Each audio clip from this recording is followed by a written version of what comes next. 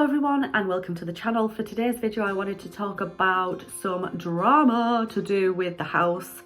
It's actually to do with the previous owners of this house. They left the house in a little bit of a mess, to be quite honest, when they vacated. I just want to say before I get too far into the video that obviously I don't expect a perfect house, neither does my husband. Obviously moving house is like this massive ordeal, and you know, you do struggle to remember to take everything, remember to do everything that you need to do.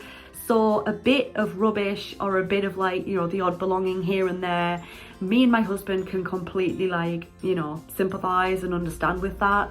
However, when it's quite a lot of stuff, it becomes a bit of a problem. And that's when, you know, we kind of feel like this isn't just forgetting the odd thing, this is taking the piss, basically, to put it bluntly. Usually during the process, you're more than welcome to go to your buyer or your seller or whatever, say to them, can you leave this for us, or we'll buy that off you. There's always opportunities in the process to arrange something like that through your solicitors.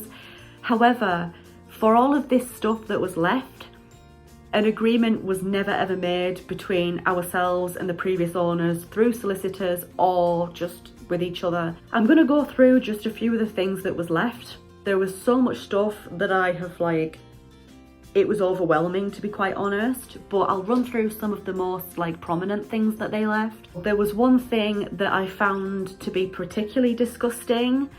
So in our bathroom, we have like the bath with a shower over the bath, and then right next to the bath, there is like this massive cupboard. But whilst I was unpacking things and moving our things into the bathroom, I noticed that there were a few things pushed right to the back of the cupboard. So I reached in and I pulled out what looked basically like one of them plastic bowls, basically, and it had something written on the front. Now, before I get into what disgusting thing was written on the front, this bowl was stained, it was dirty. So I'm like holding this bowl, I'm thinking this is disgusting, but then I turn the bowl around and I notice that it has written on the front, sick bowl. So obviously, you know what's been going in that bowl. Pretty gross.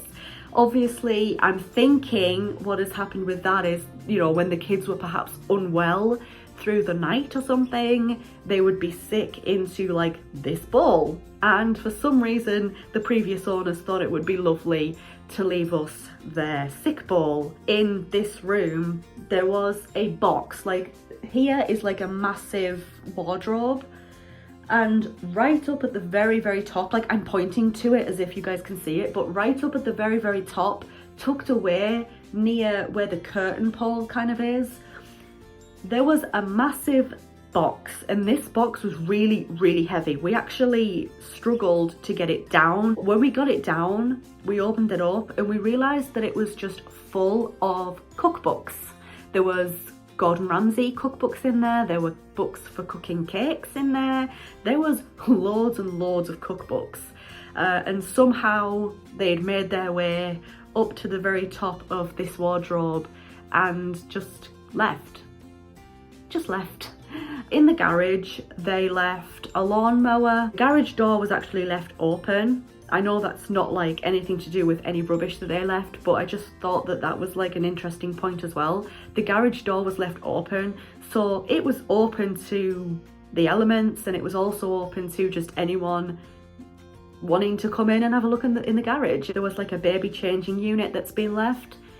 Plus there is some graffiti on the garage wall, which I don't particularly appreciate, that I feel like should not have been left. Up in the loft, there was loads more stuff that we found, like a ridiculous amount of stuff. Bags upon bags upon bags full of stuff that we found that the previous owners had left. One of which was this footstool that I'm actually sitting on right now. My husband was sorting out the loft and he found it kind of tucked away. So I feel like the previous owners know that this was left, because it seemed like they had maybe tried to hide it so we wouldn't notice that it was there. There were also some gnomes that they used to have in the front garden. They used to be out on display at the front garden, okay? and these gnomes were left. What the previous owners had actually done, probably in the hope that we wouldn't actually find them or we wouldn't realize that they were there straight away, is they had gotten all of them and tucked them away into the very, very corner of the house, kind of hidden behind the bay windows almost in the front garden so that we couldn't easily see them. A baby bath, there was a mirror, there was a bit of rubbish in the recycling bin, like not too bad to be honest, but obviously when you think about like on top of everything else, there was like some massive poles that were left in the garage, old toiletry bag that was empty. Like I said, don't mind the odd bit here and there. You're moving house, it's a big thing. It's difficult to remember everything, but yeah, this is a bit more than just a little bit of stuff. This is a lot of stuff. We contacted our solicitors about this and they said, we will get in contact with the previous owners and we will request that they come and move their stuff. Because it's theirs, it's not meant to be here. So fair enough.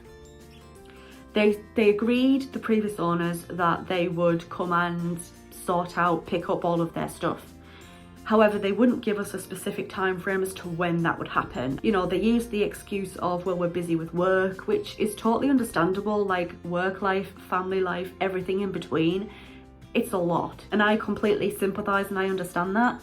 However, obviously, everyone is having the same issue. Everyone has to deal with like life and how busy and hectic it can get. We wanted to know a day of when they would come and pick up their stuff, because then what we would do is we could move it out into the front garden for them so they wouldn't have to like knock on the door or anything.